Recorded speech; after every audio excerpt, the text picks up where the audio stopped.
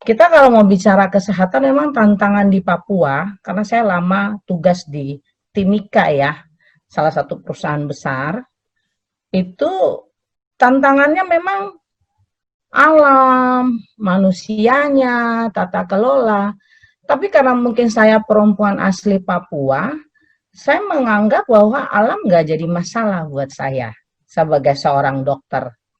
Mau saya dipanah, mau saya dimaki-maki, mau apa, karena saya punya jantung di situ, saya punya tanah tumpah darah di situ, ya saya berbuat apa yang bisa saya buat. Memang dana banyak sekali, dana banyak.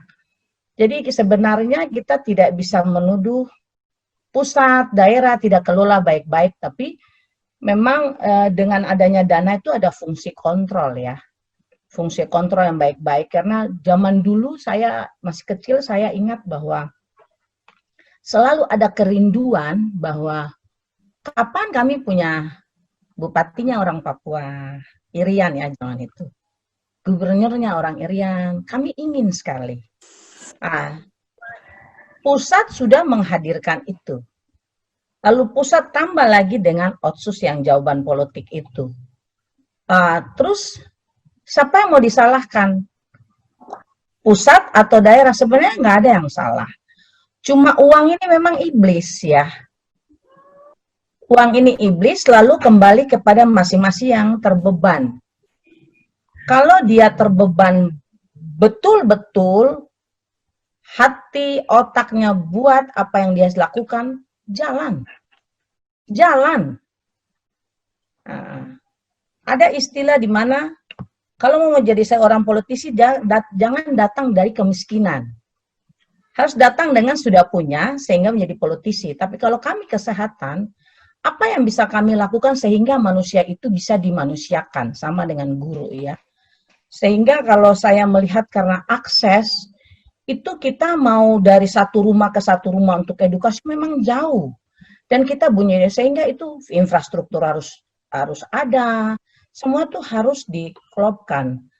Anggaran per tahun ke Papua itu tadi Mbak Rosita kasih tahu karena daerah konflik terus ya.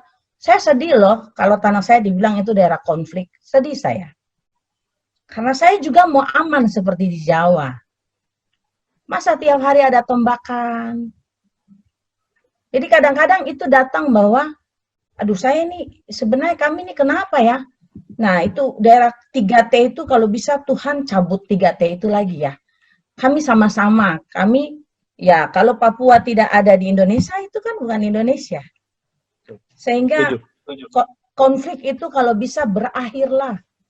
Saya percaya kalau di kabinet ini, di Presiden Jokowi, banyak anak-anak yang ditaruh sama Tuhan untuk bagaimana Indonesia ini semua sejahtera. Saya percaya. Jadi kalau masalah kesehatan sampai pernah tahun berapa lalu, 2 tahun lalu ya, kekurangan gizi buruk, buset. Itu di Papua itu, buang apa aja tuh tumbuh. Itu tanah luar biasa, surga ya, penuh susu dan madu. Sehingga kembali lagi dana untuk kesehatan, kalau boleh saya bilang sih memang harus ditambah. Karena memang kurang. Karena itu daerahnya. Ya, orang lain bicara Papua, kalau sudah pernah hidup dan tumbuh bersama-sama, oke lah. Tapi kalau hanya lihat baca internet itu, jujur gak bisa.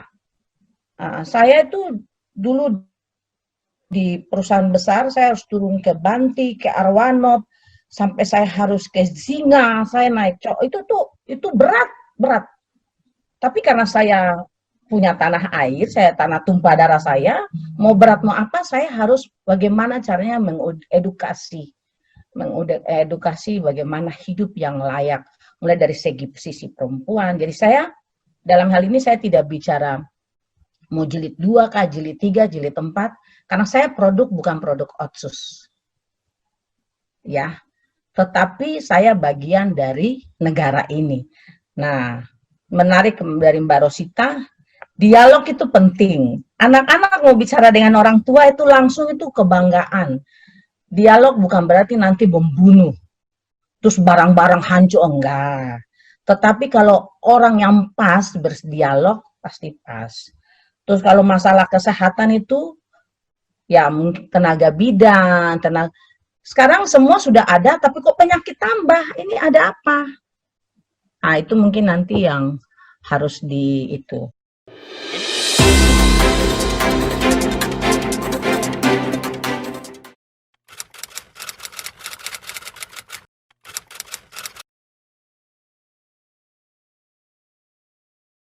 Masalah kesehatan di Papua kan tadi saya bilang, itu bukan hanya masalah yang dianggap mudah karena alamnya. Sehingga ya untuk ke pelosok-pelosok itu infrastruktur harus ada karena belum ada tempat, ada suatu tempat di mana roda 4 belum bisa sampai ke puskesmas. Terus puskesmas itu juga fasilitasnya masih belum ada. Saya sempat 2 tahun lalu atau 3 tahun lalu ya, saya sempat ke pulau saya ya di Biak, itu pulau suami sih, saya nyebrang ke sana, itu ada namanya Pustu, dia kan dekat dengan Biak juga. Pustu itu, Pustunya bagus tapi alatnya nggak ada sama sekali. Dan itu satu hanya bidan di situ. Sehingga itu yang baru cuma dengan speed aja, 1 jam dari Biak ke sana itu, baru dengan speed aja itu sudah tidak ada. Apalagi yang di balik-balik gunung. Sehingga ya infrastruktur itu harus ada. Bagaimana kita mau samperin pasien itu kalau jalan nggak ada, masa kita itu tenteng dengan itu kan nggak mungkin ya. Tapi ternyata memang ya, sehingga itu kalau masukan saya nggak mengerti tentang daudak ya. Tapi mungkin daunya itu sudah, dananya itu harus kasih ke dak sehingga benar-benar dikelola sendiri. Lalu ada program untuk bisa langsung diatur. Jadi bukan dau. Kalau dak kan langsung bisa ada khusus untuk fokus ya. Jadi dana itu memang sangat diperlukan. Jadi untuk fasilitas kesehatan di Papua, saya bilang memang kurang. Jangan menutup mata lah, kurang. Dan tenaga medis mau ke sana, rumah saya bagaimana? Saya dapat fasilitasnya bagaimana?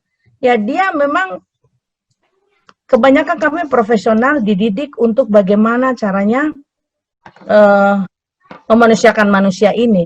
Tetapi kalau semuanya tidak ada ya kasihan. Sehingga kalau bilang sampai sekarang masih sampai sekarang ada puskesmas yang belum terpenuhi. Nah, saya percaya bahwa di periode ini kan Presiden juga ada menyatakan bahwa ada yang diprioritaskan lah pendekatan kesejahteraan, antropologi, dan evaluatif. Nah, itu pasti kita tidak usah suruh bupati turun, tetapi kepala-kepala bagiannya tuh pasti, nah itu jangan terlalu banyak jalan-jalan ke Jakarta hanya untuk ke mal-mal, tapi jalan-jalan ke Jakarta untuk, oh alat ini nggak ada di puskesmas ini, iya. Terus kenapa ada dokter-dokter yang lengkap di puskesmas? Kok kami nggak ada dokter-dokter lengkap? Ada apa? Mungkin harus ada tambahan khusus biar dokter ini betah. Atau tambahan biar bidan ini bisa dia. Karena dulu saya PTT bukan di Papua, saya PTT di Boyolali loh. Tapi semua orang bilang, kenapa dokter orang Irian, zaman itu dibilang orang Irian ya. Kok mau PTT di Jawa? Saya bilang, lo orang Jawa masa boleh PTT di Irian, saya nggak boleh. Kan kita sama-sama orang Indonesia. Jadi jujur aja, itu memang banyak masih kekurangan.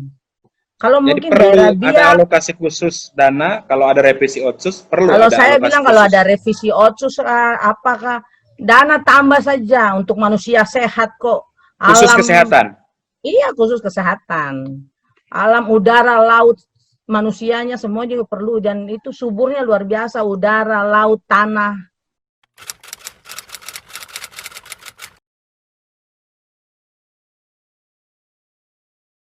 Tambah saja, dan tapi ada pengawasan ketat sehingga kucing-kucing atau tikus-tikus yang liar ini bisa.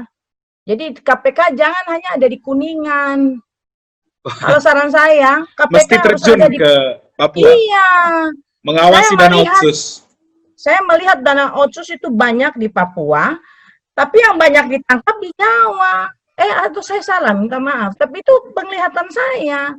Sementara apa yang tadi sampaikan sama Pak Dr. Surya bahwa dana banyak, tapi maaf, tidak ada yang terlalu signifikan. Ya, jadi kalau saya bilang, kalau bilang salahkan pusat, saya tidak setuju salahkan pusat. Ada benang kusut yang harus dibenahi, harus ada benang khusus yang dibenahi. Apapun itu, ya, apapun itu,